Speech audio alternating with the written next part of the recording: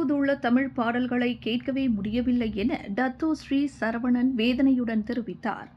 Malaysia Kuala Lumpur Tamil சமுதாய சிந்தனை மாற்றத்திற்கு பாரதியார், பாரதிதாசன், கண்ணதாசன், வைரமுத்து, ஆலந்தூர் மோகனரங்கன் கவிதைகள் மாபெரும் சக்தியாக விளங்குகிறது என்று மஇகா தேசிய துணைத் தலைவர் டத்தோ ஸ்ரீ எம் சரவணன் குறிப்பிட்டார்.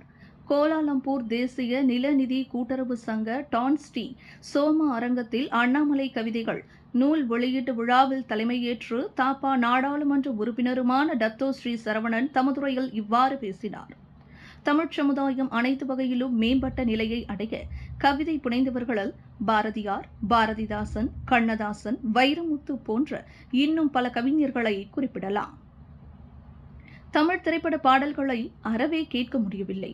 ஆனால் கண்ணதாசன் எழுதிய பாடல்கள் அர்த்தமுள்ளவை. காதலன், காதலி, கணவன், மனைவி உறவை இலைமறை காயாக பொருள் பொதித்து எழுதியவர் கண்ணதாசன்.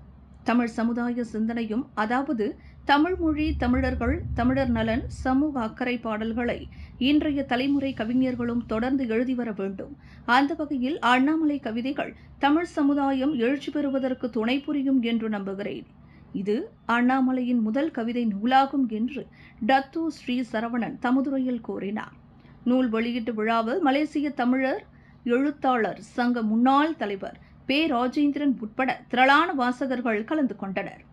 தமிழகத்தைச் சேர்ந்த கவிஞர் முனைவர் ஆலந்தூர் கோ. மோகனரங்கன் தமிழியல் ஆய்வு மையம், மலேசிய இலக்கிய அமைப்புகளுடன் இணைந்து கலந்து கொண்டு சிறப்பித்தனர் குறிப்பிடத்தக்கது. மேலும் மலேசிய அமைப்புகளுடன் இணைந்து இவ்விழாவை நடத்தியது முனைவர் மோ. பாட்டழகன் பங்கேற்று நூல் குறித்து அறிமுக உரையாற்றினார். வழக்கறிஞர் ப. ச. அகிலன் நன்றி கூறினார்.